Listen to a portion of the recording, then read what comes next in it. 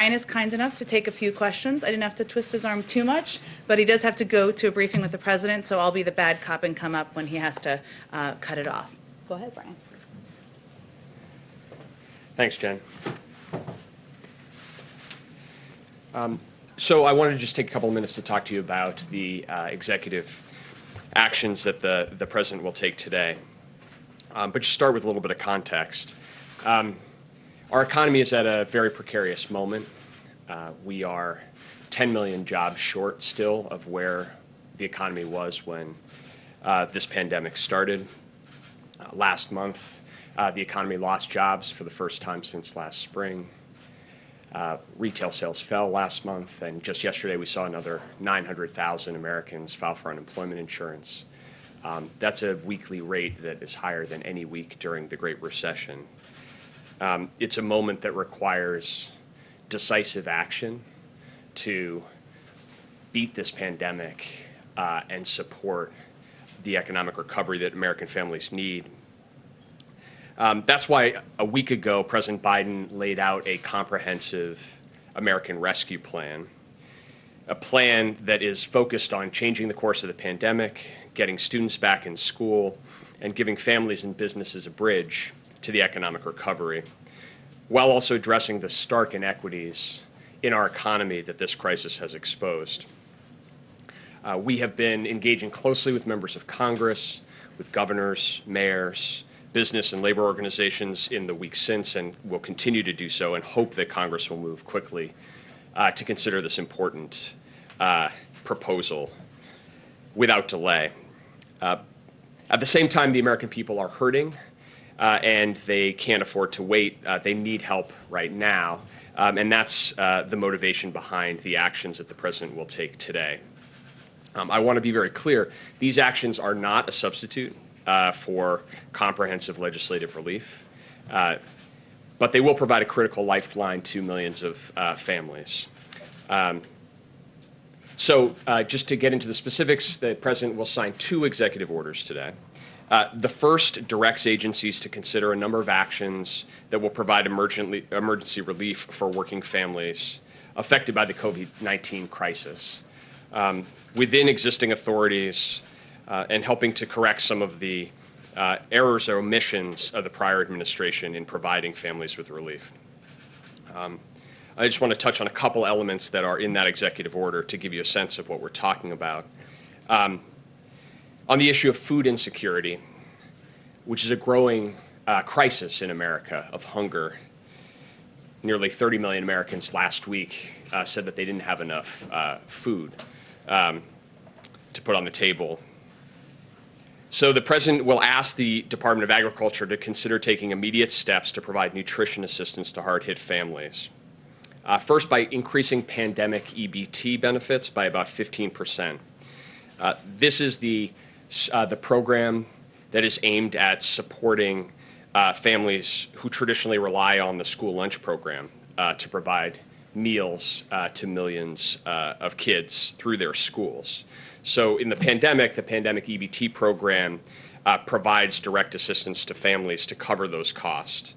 But the way it is being implemented today doesn't get to the full costs necessary. So with these changes, an eligible family with 3 children would get about an additional $100 over 2 months to help pay for food.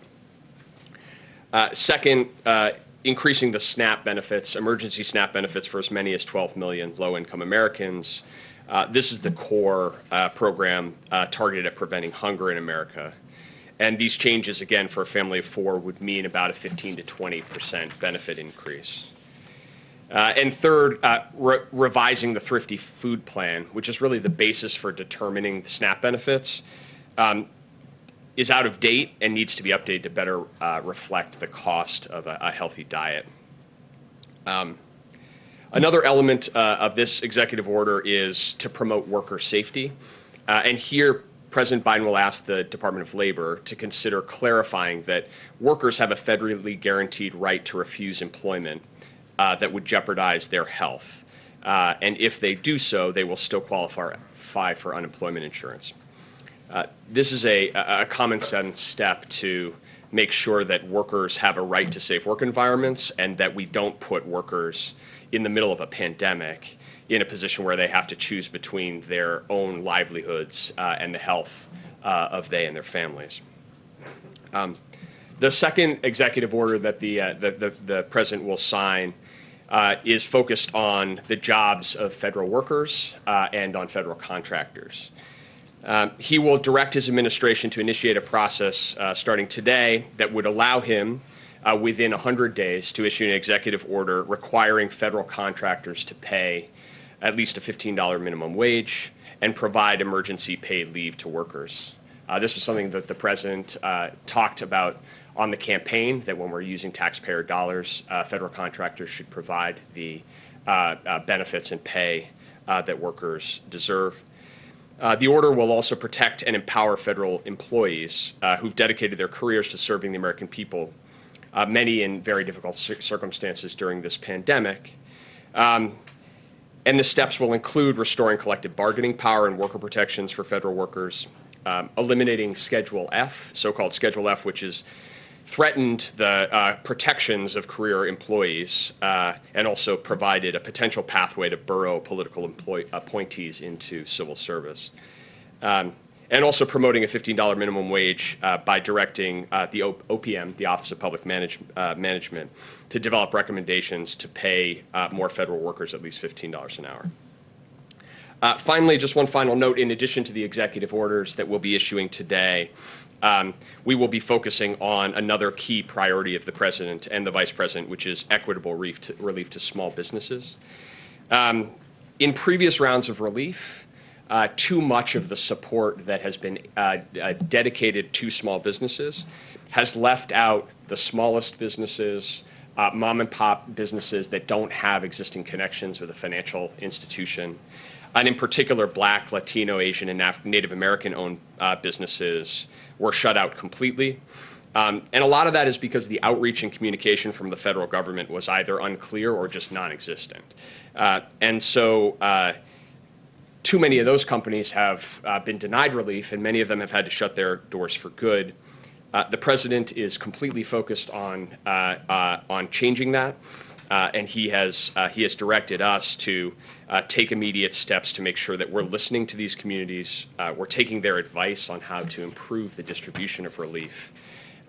So just this morning, I met, along with representatives of the Small Business Administration, with dozens of groups representing Black and brown-owned businesses and other underserved communities, as well as lenders, to hear their ideas on how we can improve communications and act on them. We discussed the president's idea of having navigators who are dedicated to helping small business owners find the right relief programs, fill out paperwork, get the money into their bank accounts, the kind of support that many of these businesses don't have because of embedded relationships that more well-connected businesses do. There are some groups out there in the country who are doing this really successfully. We're determined to learn from them and to scale those efforts nationwide. And in this vein, I look forward, I will be joining the Vice President Harris later today. She will be meeting with small business owners to discuss both the American Rescue Plan and the need for more effective small business relief delivered without delay. So that is today. That is our focus through a set of executive orders. And I'm happy to take a couple questions, of which you all have many. Sure, okay. Sure. This is the good cop, bad cop thing. Kristen, go ahead. Thanks, Jen. Hi, Brian. Hi. Good to see you. Thank you for taking questions today. I want to ask you about the call on Sunday with a bipartisan group of lawmakers. What can you tell us about the call? Will President Biden be on the call? And what is your message to moderate Republicans like Mitt Romney, who say the economy can't have another stimulus after you just passed a $900 billion relief package last month? Yeah, thanks, Kristen. So the president has made clear to his team that we should be reaching out to members of Congress from both parties to make the case for the rescue plan and to engage with them, understand their concerns. So that's what we're doing, both myself and senior members of the team. We have been doing that over the course of time. We'll continue to do that, including the call on Sunday that I'll be doing with a group of senators, and we'll continue that engagement going forward. In terms of the message, it's pretty clear. We're at a precarious moment for the virus and the economy. Without decisive action, we risk falling into a very serious economic hole, even more serious than the crisis we find ourselves in. And economists across the board, including today President Trump's former chairman of the Council of Economic Advisors, arguing strenuously that now is the time for that type of decisive action for the economy, and that we can't wait to provide the resources to make sure that we can open schools, we can get vaccine shots in people's arms, and we can provide that bridging relief to families and small businesses. There's a lot of support. I met with a group of mayors yesterday, bipartisan group of mayors from across the country. You hear from mayors, you hear from governors just crying out that in order to take on these crises, the public health and the pandemic and the economic crisis at the same time, now is the moment for that kind of decisive action. That's the case we'll be making. And just to be clear, Brian, will President Biden be on the call? And if not, why not, if this is so urgent? So, like I said, we're doing all outreach. The president has directed the team to do outreach to members of Congress, to business and labor organizations, to mayors and governors, and we're in the process of doing that. I'll be having that conversation on Sunday. You can expect that other members of the administration will be engaging with members of Congress across time as well. And just very quickly, Brian, if I could, what would a February impeachment trial, how would a February impeachment trial impact getting the COVID relief package passed? Look, I think that we are facing right now a period of multiple crises. And what we're going to need is to be able to act on multiple fronts. And so that's certainly, we understand, and as Jen has spoken to, we understand that the Senate has a constitutional obligation in this context. But we also have these pressing economic and pandemic priorities as well. So that's why we're engaging. That's why we're focused on making the case, and certainly with the expectation that Congress will heed that call and move forward.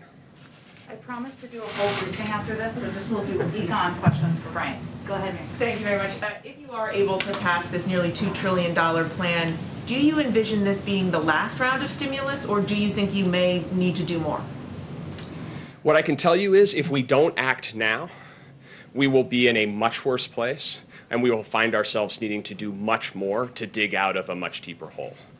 So what I can tell you is the single most important thing economically right now is to take decisive action along the lines of what we've laid out in this rescue plan. And you hear, again, from economists across the board, whether it's the Federal Reserve, the International Monetary Fund, and economic experts across the political spectrum as well. When you're at a moment that is as precarious as the one we find ourselves in, the risk of doing too little, the risk of undershooting far outweighs the risk of doing too much.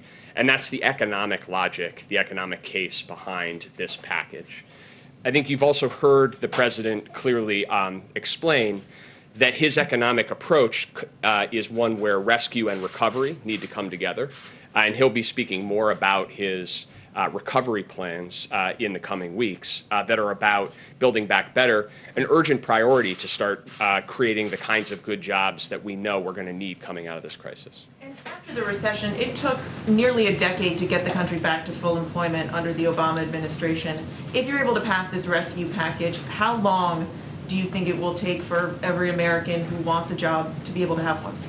Well, I would just point to, just one example of an independent analysis that was done of the American Rescue Plan by Moody's. And what they said, what they found was that if we passed the American Rescue Plan now, we could see 7.5 million jobs created just this year. And we could see a return to full employment a full year ahead of what is projected if we don't. So those are the stakes involved. And without this kind of decisive action, we're going to have a much deeper economic hole. And that's why we are so focused on making the case for decisive action now. Justin? Thanks, Jen and Brian. I wanted to follow on Walker's question a little bit. The President's talked about seeking unity on this bill, but also being clear-eyed when there's policy differences. So I'm wondering if after this call, which is with sort of the bipartisan coalition that you'd need to get this bill passed, if you expect to know whether the White House will pursue legislation, bipartisan legislation, or sort of head towards legislation through reconciliation. And I'm also wondering if you could talk about what sort of red lines will be, the point at which you say, okay, if you're not willing to negotiate about this in the bill, we're going to just start working with Democrats as Speaker Pelosi and others have encouraged you to do. Yeah.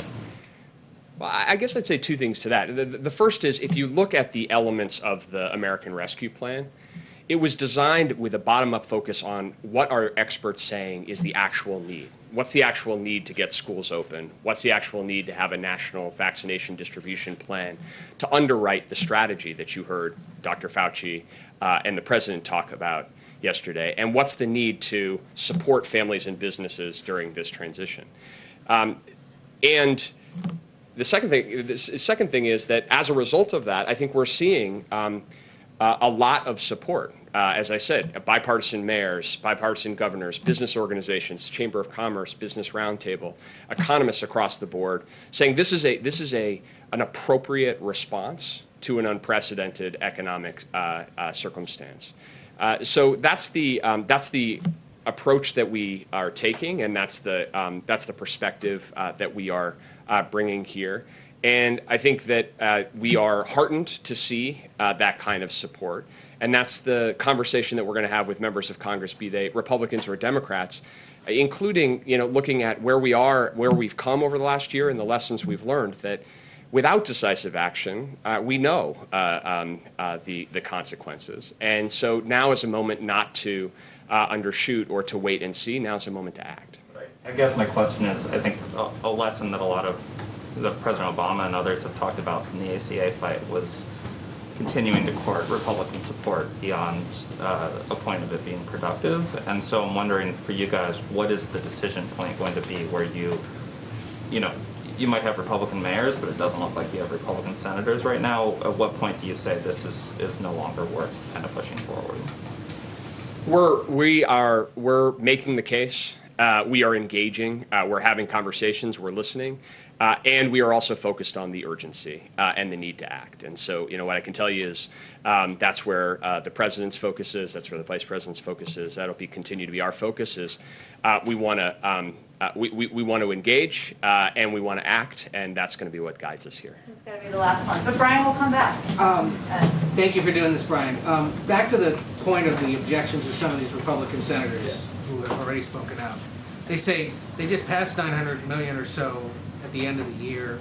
Most of it isn't even out yet.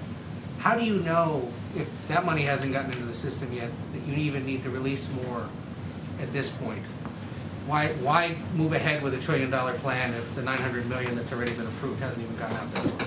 Sure. Well, first of all, we waited for 6 months or more before Congress acted, and so really a lot of what that $900 billion was doing was filling a hole in the second half of 2020 that desperately needed to be filled, and so this is not an issue of Congress acting too much. It's an issue of not acting enough. And the second is, if you look at the components of the $900 billion, again, we could go line by line, but these are resources that are either already out the door or are addressing economic challenges or public health challenges that were in the rearview mirror. So as we find ourselves today, looking forward, we need a very decisive set of actions if we are actually going to get schools open, if we're actually going to get a vaccination program up and running. And I think that the case that we will make is that today we're not where we need to be. And if we go line by line in the American Rescue Plan, these provisions have been designed based on an assessment of need. And we think they're going to absolutely be necessary. So, I think that looking forward, we're quite confident that this is the prudent assessment of needs. And I want to clarify two quick things. How many federal employees or federal contractors are making minimum wage right now? Do you guys know? So I don't have an estimate of that right now. And then last night you said that there are roughly 8 million people who haven't received their stimulus checks. Yes. How do you find them? So it's a great question. This is principally an issue associated with people who are non-filers, so they're not filing income taxes, in most cases because they don't make enough money to need to file federal income taxes. And so as a result, the way that the IRS and the Treasury Department in the previous administration has focused on getting those checks out has been to work through the tax system. But those are people who are legally entitled to those checks. So we have a number of strategies that we're going to pursue. And that today we'll start with the President's executive order to direct the Department of Treasury to consider a whole range of efforts, including creating an online portal that would allow people to easily identify if they're eligible, to work through counterpart organizations to actually affirmatively do outreach to communities where we know there are significant numbers of these families and these individuals, to let people know that they may be available. Some of this is education outreach as well. And I would just, it's a little connected to what I was saying about small business as well. What the President is directing all of us to do is to really focus on the affirmative steps that we can take, and an affirmative strategy to say it's not enough to just say, well, if folks don't know or if they don't have a network, then they're left out in the cold. We're gonna work both directly in what the federal government can do and with partner organizations to try to make sure that every American who's entitled to a benefit is actually receiving it. But if there's someone out there right now who hears you saying this and realizes I'm eligible and I haven't gotten it, right now today, is there a way for them to raise their hand and say, send me my check? Well, starting today, we're going to start a process to make that a lot easier for families, including being able to go online and do that. But that's work that's going to start today. I totally skipped the AP, so would you mind taking one more? I just want Didn't mean to. Thank you. I just had one small question on the mechanics of the EO targeting the food insecure. Does the USDA have the money to distribute these plus-ups that you're talking about? Yeah. Or is there going to need to be appropriations from Congress? So these are mandatory appropriated programs, so there's no need for additional congressional action. It's a change in regulation on the eligibility for benefits. So these are changes that can be made under existing statute and under existing budgetary authority without any additional action from Congress. The money's there, though, to... Yeah, it's a mandatory program, so it operates based on the benefits are paid out based on who is eligible. Great. Thank you, Brian. I'll be back. Great. Thank you all. All right, everyone. Happy Friday. I have a couple of things just at the top, some things you've been asking about, so hopefully they address some of the questions you may have. First, we applaud the Senate's strong bipartisan confirmation of Lloyd Austin, who has been breaking barriers all of his life as the first Black Secretary of Defense in our nation's history. Secretary Austin's confirmation is a major benefit to our national security, and he's going to hit the ground running, leading the Pentagon. He will be sworn in today, but he will be sworn in more officially by the not more officially, I should say, but he will be sworn in more ceremoniously on Monday by the Vice President.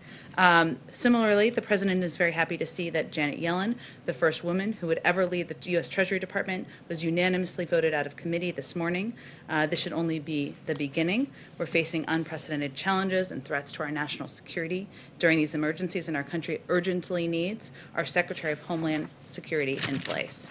Alejandro Mayorkas is one of the most knowledgeable Homeland Security experts in the country. He's earned bipartisan praise, and he's been previously confirmed by the Senate 3 times. This is a confirmation that we are going to continue to press on in all of our engagements and conversations with the Senate. I also have some news to share on the President's response to domestic violent extremism. The January 6th assault on the Capitol and the tragic deaths and destruction that occurred underscored what we have long known. The rise of domestic violent extremism is a serious and growing national security threat. The Biden administration will confront this threat with the necessary resources and resolve.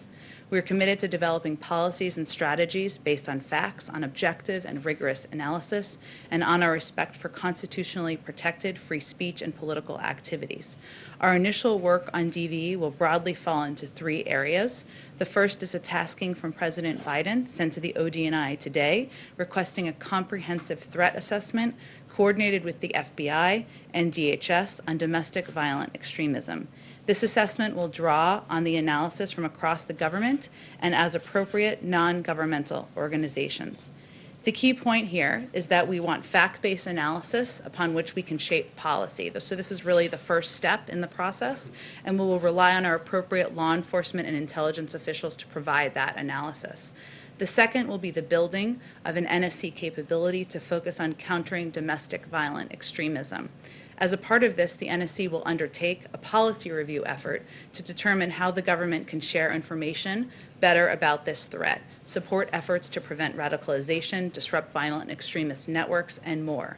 There's important work already underway across the interagency in countering DVE, and we need to understand better its current extent and where there may be gaps to address so we can determine the best path forward. The third will be coordinating relevant parts of the federal government to enhance and accelerate efforts to address DVE. This considered, NSC-convened process will focus on addressing evolving threats, radicalization, the role of social media, opportunities to improve information sharing, operational responses, and more. Just a couple more items. As you all know, right now, the president and vice president are having lunch. This is something they look forward to doing every week. They'll be discussing their agenda, particularly getting relief to working families and containing the COVID crisis. And I'm sure they'll talk about the last 48 hours as well. Later today, the president will speak with Prime Minister of Canada, Justin Trudeau. We had confirmed that earlier this week. He'll also speak with President of Mexico, Andrés Manuel López Obrador. We'll have readouts of both of those calls when they happen. Yesterday evening, the First Lady held a virtual event to honor and show gratitude for the hard work of educators across the country, especially during this difficult time of COVID-19. She was accompanied by the presidents of both the American Federation of Teachers and National Education Association. Over 11,000 educators attended the virtual meeting. Today, she will tour the Whitman Walker Clinic in Washington, D.C. to highlight and promote support services for cancer patients and caregivers. And while I know that was in our guidance, we want to use this platform here to also share with you information about both the Vice President and the First Lady moving forward. One more item as well. Earlier this morning, or late this morning, I should say, the President called General Daniel Hokanson, who is the head of the National Guard, to thank him for not just his work of the last few weeks, but the work of the National Guard over the last several years. He talked about his own personal commitment and connection to the National Guard, given his son had served previously. And he offered assistance, any assistance needed of both the government, but also on a personal level, and asked him to reach out if there was anything that he ever needed. I will stop there. Just a few updates. So, Amr, why don't you kick us off? Thank you. I know this has been asked of you several times, but now that there is a impeachment trial imminent, does President Biden have a opinion on whether former President Trump should be convicted? And then secondly, with how this is going, you're now getting a little bit of momentum on confirmations. You have all that you need to get going on coronavirus, on the economy, and so forth. Is this just going to slow everything down? And does it also take away from the ability to unify? Well, first, remarkably, at this moment in history, we have some recent precedent of the Senate conducting an impeachment trial while also doing the business of the American people. And when the trial was being conducted last January, there were also hearings that were happening nearly on a daily basis, and we expect that type of work to continue. I'll also note, purely on an operational level, the House can also proceed and continue to do the work on the American Rescue Plan, move that forward, and we certainly expect and hope that they will do that. But what the president's view is what cannot be delayed through this process is his proposal to get relief to the American people at this time of crisis. So he's confident, he remains confident after serving decades in the Senate that the Senate, members of both parties can walk and chew gum at the same time and can move forward with the business of the American people. Does he believe that former President Trump should be convicted? Well, he's no longer in the Senate, and he believes that it's up to the Senate and Congress to determine how they will hold the former president accountable and what the mechanics and timeline of that process will be. I've got just Go ahead. a DVE, if you don't mind. Are the tools and methods available to federal law enforcement? Are they what we need right now? Are we still stuck in sort of a post 9/11 mindset? And does there need to be really broad, radical rethinking about how we sort of approach things in the federal law enforcement? Well, the reason that the president wanted to do this review and the national security team wanted to do this review is because it's a priority to ensure we are assessing what is happening in government and how we can do it better. So clearly more needs to be done. That's why the president is tasking the national security team to do exactly this review on his second full day in office. So it's sending an indication of that. Let me just give you just a little bit more information. Homeland Security Advisor Dr. Liz Sherwood-Randall has asked Joshua Geltzer to pioneer a scoping effort in the first 100 days in coordination with the Senior Director for Counterterrorism, Claire Linkins. Geltzer previously served as the Senior Director for Counterterrorism on the National Security Council from 2015 through 2017. And Deputy Homeland Security Advisor Russ Travers will also bring his extensive experience. So those are some of the people who will be involved in overseeing this review and an assessment of what the steps are going to be following. Go ahead, Kristen. Thanks, Jen. One on impeachment, and then if I could, on COVID. On impeachment, did House Speaker Nancy Pelosi consult with President Biden before sending the article of impeachment over to the Senate? I don't have any calls between them to read out for you, Kristen. Obviously, they're in regular touch. I can say, from a previous question you asked Brian, that he's been in touch with members of both parties about his agenda even since he was inaugurated. So obviously a range of topics come up in those discussions, but I don't have anything more to read out for you. On the timing, Leader McConnell has said that he's going to push for a February timeline. I know that you don't want to comment specifically on the timeline of this, but how would a February trial impact the effort to get COVID relief passed? Well, the president's expectation, he believes in the Senate and their ability to multitask and get the work and business of the American people done at the same time while they are proceeding with an impeachment trial on whatever timeline it begins and ends on, Kristen. So he's come. Is mid-February fast enough for He's going to leave the timeline up to them. But what is important, and again, there's precedent for this, is that they are continuing to move forward with getting the relief to the American people, because that certainly can't wait and be delayed until March, April, or May. We can't afford that. If I could follow up with you on what you said about COVID yesterday. You said your goal is 1 million shots per day, which would double, you said, what the Trump administration was doing. According to the CDC, we have reached 1 million shots a day last week. So given the urgent need for vaccinations, why not aim higher? Well, first of all, we're not packing up our bags and leaving at 100 days. We felt it was important, and we set that goal before any American had received a single shot. So the incoming Biden administration felt it was important to set what was described as a bold and ambitious goal at the time, and many doubted we could even get there. So we want to set our own markers and markers for the American public so that they know we're meeting our goal. If we surpass that, that's great. We're going to continue working after day 100 as well. But there are a number of factors here Dr. Fauci also talked about. It's not just having the access to the vaccine, right? It is about addressing vaccine hesitancy. It's about ensuring we have the materials needed. It's about, and you all have done reporting, of course, on different issues going on in states from New York and others where there are concerns about supply, where there's confusion about the process, and we need to address that. So there are a number of operational challenges that are happening at the same time. Okay, let's go, Ed. Yeah, following up on the vaccine, stakeholders we've talked to, state leaders, medical experts, have said one of the questions that they're trying to figure out is how much vaccine is actually in the national stockpile right now. Do you have any sense of that yet?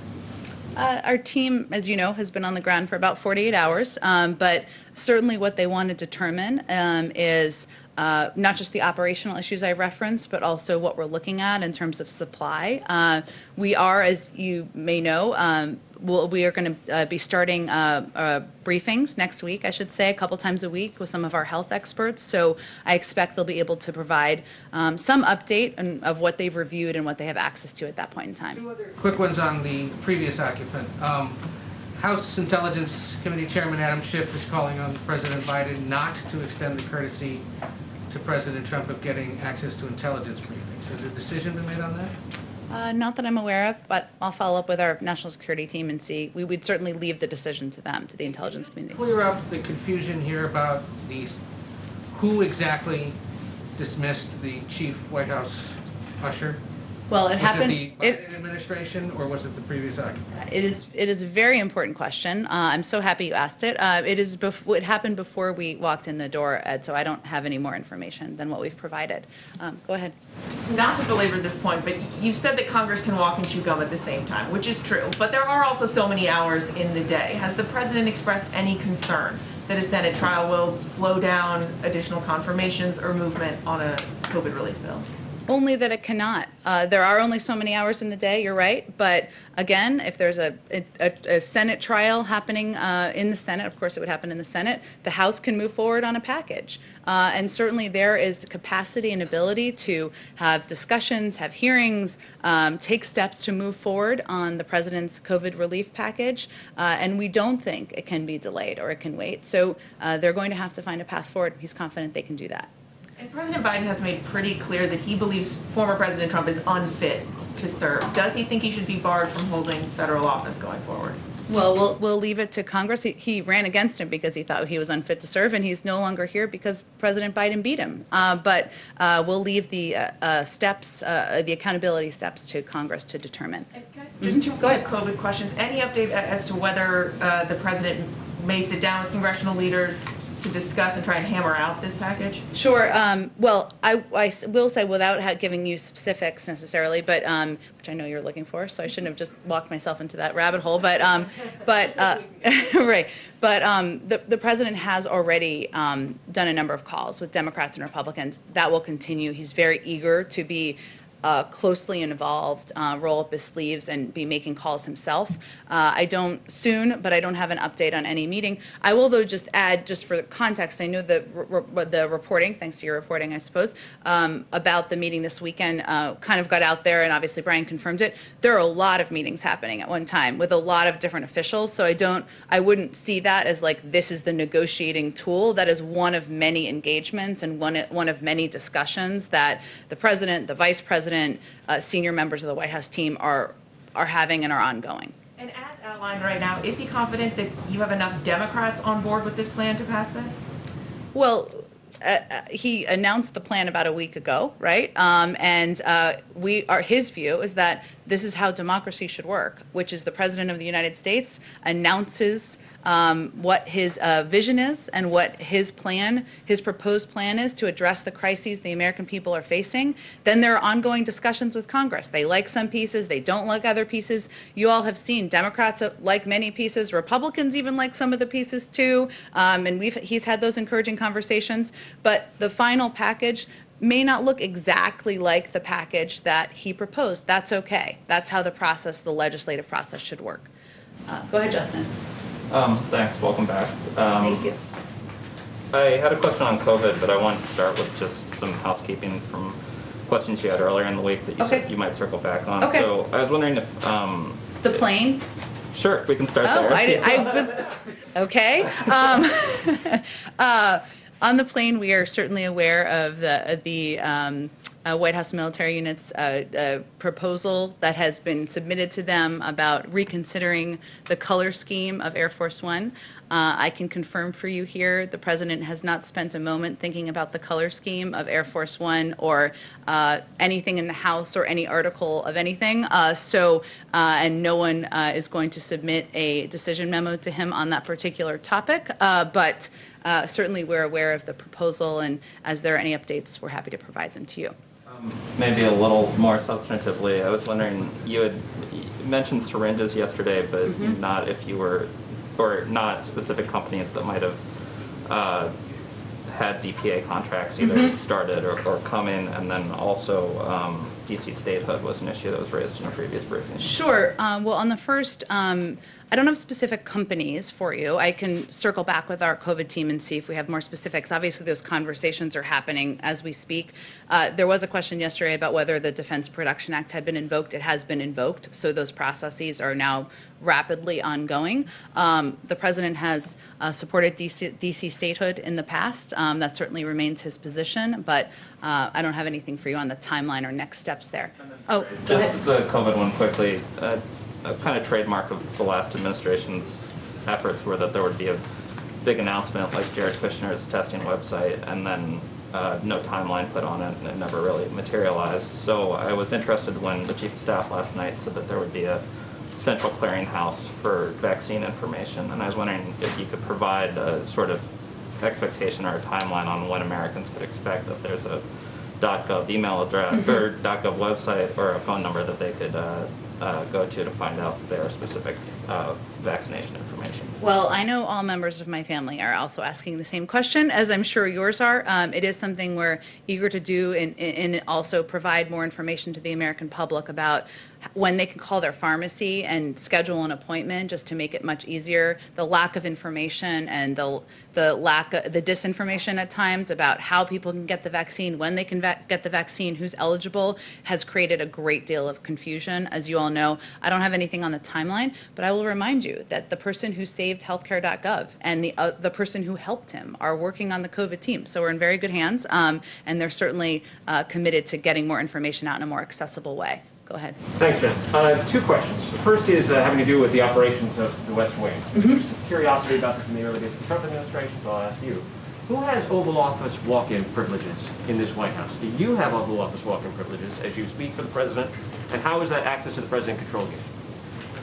Well, I don't know that I'm going to give you a list of everybody, but I will convey that, since the first conversation I had with then President-elect Biden, he conveyed to me it was important that we have regular conversations and we're able to have a discussion about how he sees things and questions that are coming up to ensure that we are providing you all with information not just about our policies, which is of course pivotal, but his also his thinking on issues. So I talked to him this morning, and certainly I expect and anticipate I'll have regular conversations with him. And there are a number of other people who have those conversations with him on a daily basis as well. That's part of his style, and part of his style of governing is to make sure people who are engaging with the outside world have an understanding of his thinking. One more question for you. Is Dr. Deborah Birx still a member of this president's COVID response team? I will have to circle back on that one. That's an excellent question. I don't have any information on it in front of me. Go ahead, in the back. Thank you, ma'am. I've got a question about the Senate and then also a foreign policy question, if you'll let me. Great. I love foreign policy questions. Thank you. Senator McConnell and Senator Schumer have been going back and forth over discussions when it comes to a power sharing situation. Obviously, the sticking point has been the filibuster. Are you concerned that those negotiations could potentially delay the president's legislative agenda, his nominees, and then also, does the president still oppose overturning the legislative filibuster like he did in that interview with the New York Times?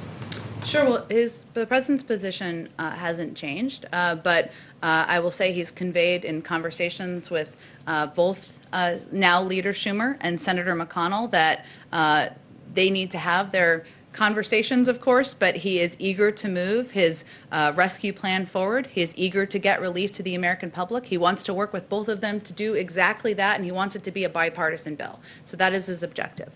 So his position hasn't changed. He opposes overturning the legislative filibuster? He has spoken to this many times. His position has not changed.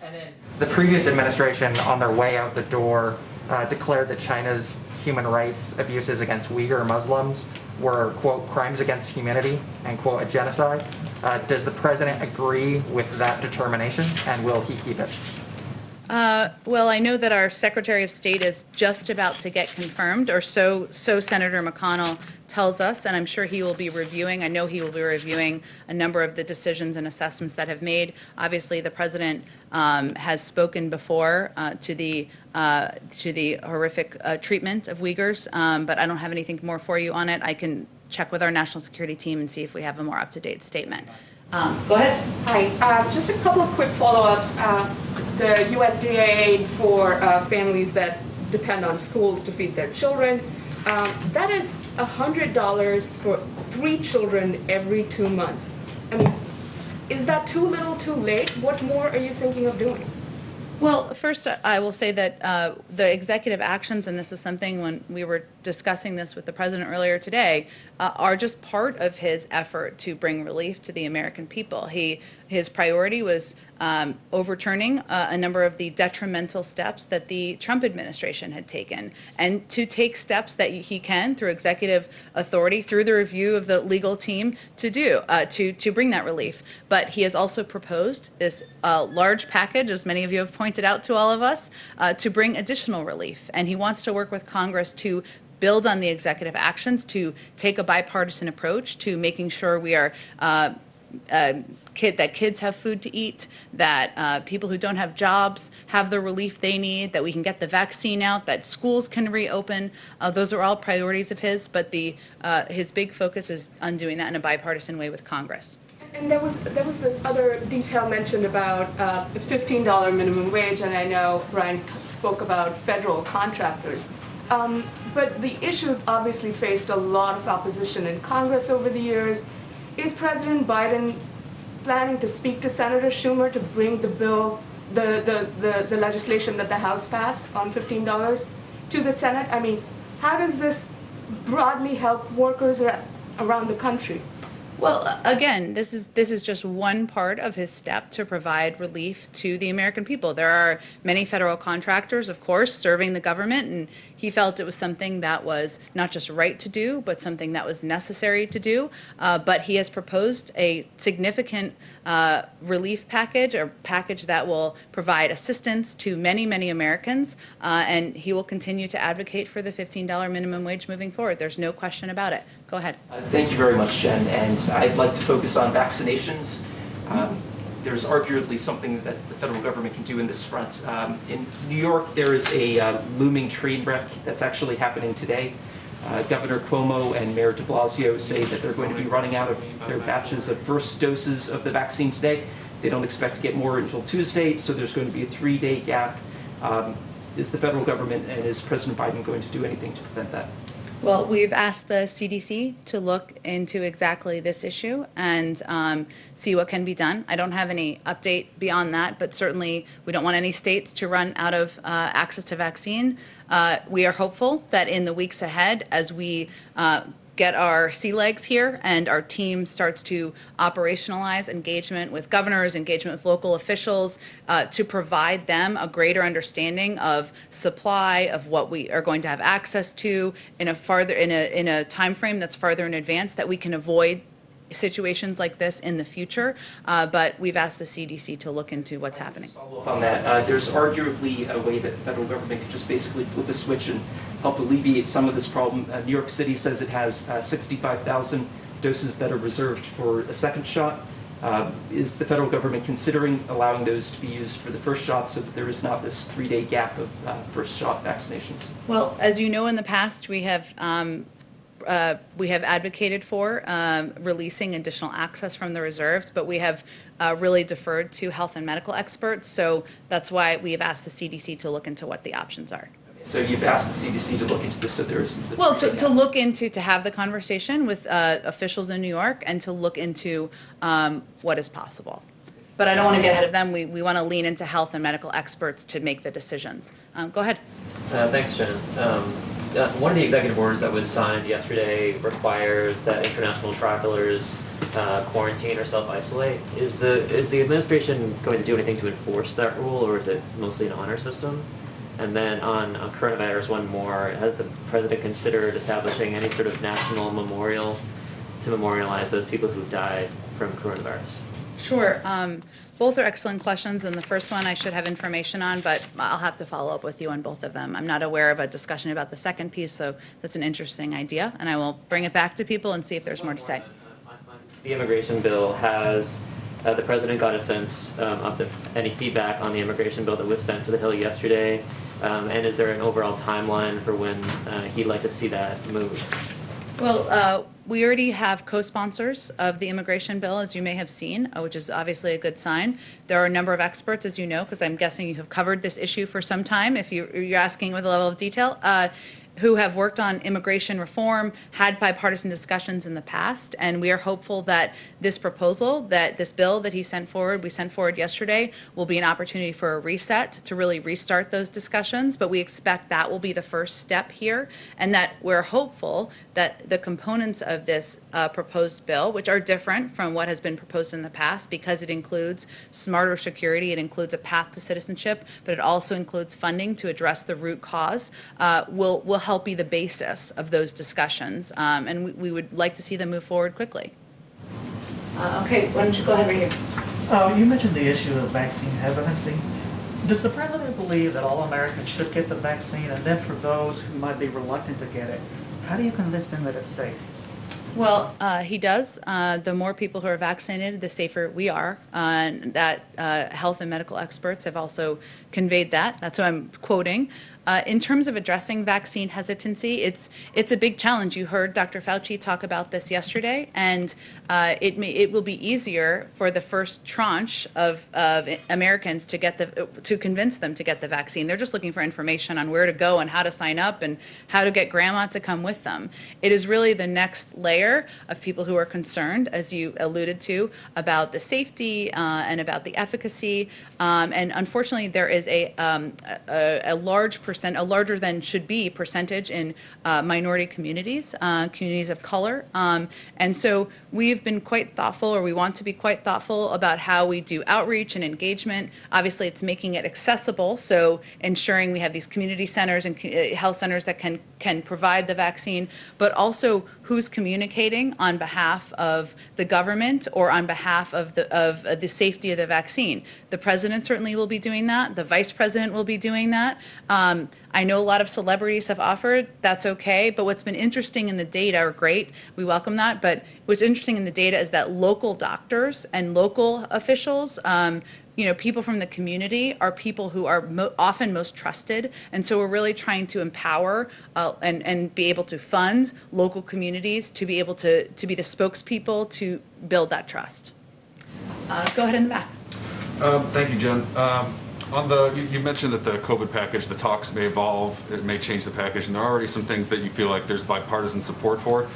Is there any consideration that's taken place or that may take place in separating some of these pieces out and passing the things first and foremost that may generate bipartisan support, given the urgency that you've talked about? Well, I will say, as Brian said, that our objective here, or the way that the package was designed, was to address the core issues of the crisis. So I think the tricky piece of that question is, do you delay vaccine funding to distribute the vaccine? Do you delay funding for unemployment insurance? Do you delay funding to reopen schools?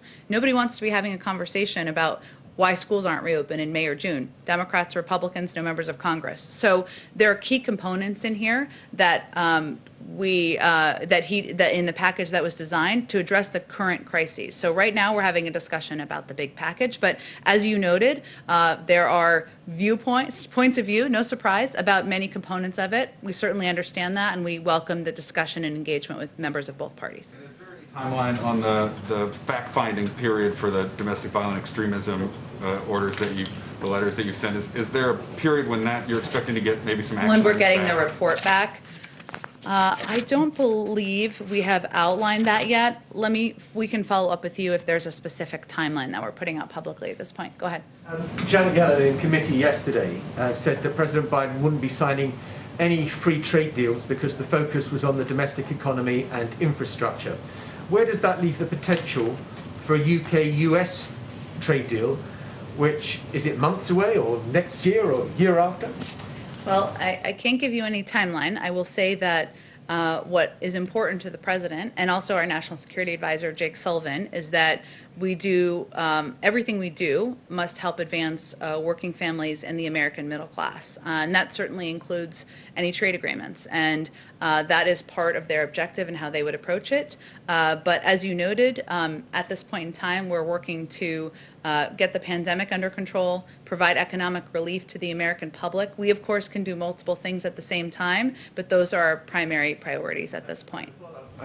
Can I ask what happened to the Churchill bust and what should be read about its removal from the Oval Office? Oh, such an important question. It's the plane of today. I will follow up on that. I don't have, it is something that may certainly be existing in the complex, of course. I'm very familiar with the bust, but we will circle back with you if there's more to update you on that. Go ahead. Actually, two follow-ups to what they were just asking you. On domestic unrest, first of all, does the president have any comment on the ongoing violence in Oregon and Washington State that we've seen in recent days? Well, certainly we had our team on the ground, our national security team, even before 12:01, early in the morning on Inauguration Day, because we wanted to be able to monitor events happening across the country and any unrest that was resulting from the last couple of weeks. I haven't spoken with him specifically about those events, but it is something our national security team, Liz Sherwin-Randall, our Homeland Security Advisor, is closely monitoring, of course. But if we have an additional update, I'm happy to provide it to you. Two more. He's speaking with the leaders of Canada and Mexico. Any word on who else is next? And has there been any discussion about when or under what conditions he, the Vice President, the Secretary of State, would fly overseas to meet with world leaders? So despite his desire, my desire, if that matters, to do a foreign trip, I think it will be a bit of time. I don't have an update for you on when that will take place at this point. But I would expect he'll have, of course, additional foreign leader calls next week. As been the case with our national security team, you can anticipate that those will start with our allies and partners, including many of the Europeans. But I don't have a specific day-by-day calendar for you at this point. This is his first weekend in the White House. Does he still plan to go to Mass every weekend? And has he picked a parish here in the Washington area or a place where he plans to go? Well, his faith is certainly quite important to him, as you know, from covering him, and I would expect that he attends church, continues to attend church very regularly. He has not selected a church yet, but if and when that happens, we'll certainly keep you updated. Let's see, I haven't taken go ahead, all the way in the back. So Japan is planning to host the Tokyo Summer Olympic Game in 6 months, but they have not made a final decision if it will go on as planned or be cancelled because of the pandemic. So does the White House expect to be a game on as planned, or is President Biden confident to be a safe Olympic game in Tokyo? And does he feel safe to send Chief USA members to Tokyo this summer? Well, as a big Olympics fan, I'm certainly looking forward to it. But I have not talked to the president or our national security team about plans for this summer or the games. So we'll have to take that question too and circle back with you. But did you have another one? Maybe I can get another one. Yeah. How about the President Biden's Indo-Pacific policy? I'm talking about Japan and North Korea. I understand Mr. Sullivan does talk with his Japanese counterpart. But what is U.S. policy on Japan? Well, U.S. policy on Japan as it relates to North Korea? Both. Okay. The president's view is, of course, that is without question that North Korea's nuclear, ballistic missile, and other proliferation-related activities constitute a serious threat to the international peace and security of the world and undermine the global non-proliferation regime. And we obviously still have a vital interest in deterring North Korea, as does Japan, of course. We will adopt a new strategy to keep the American people and our allies safe. That approach will begin with a thorough policy review of the state of play in North Korea in close consultation with South Korea, Japan, and other allies on ongoing pressure options and the potential for any future diplomacy. So I will say we will, as we have historically, the United States will work closely with partners in the region to determine a path forward and work together on deterrence. TPP.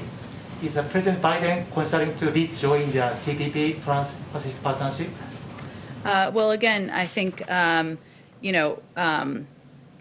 President Biden knows TPP wasn't perfect and believes we need to make it stronger and better.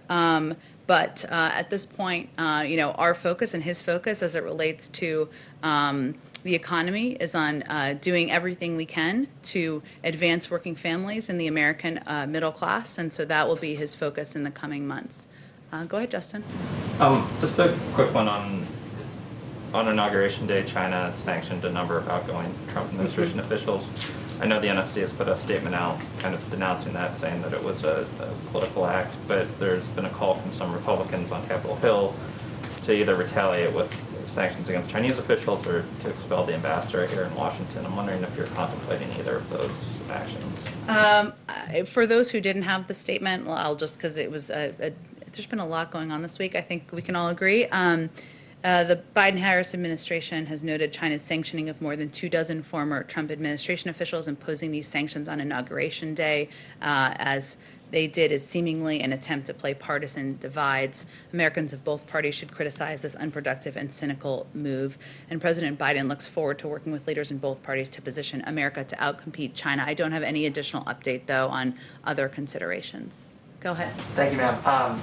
This morning, the White House put out a statement on the anniversary of Roe v. Wade. As a candidate herself, the vice president proposed an abortion rights law akin to the Voting Rights Act. Is that something that she still supports? Is that something that the president is exploring? I don't have any update from the vice president's policy. Obviously, her policies are the policies of the Biden-Harris administration, and the statement today speaks to those policies. Oh, we have ventured to get you a week ahead, and I promise that we will do it in the future, but we don't have any really detailed specifics to share with you at this point in time, other than the president will not be leaving the DMV, I can assure you, next week, and he will continue to sign additional executive actions and engage with members of Congress. We will have a more detailed schedule, but we're still ironing out all the specifics. Thank you, everyone. Let's do this again on Monday.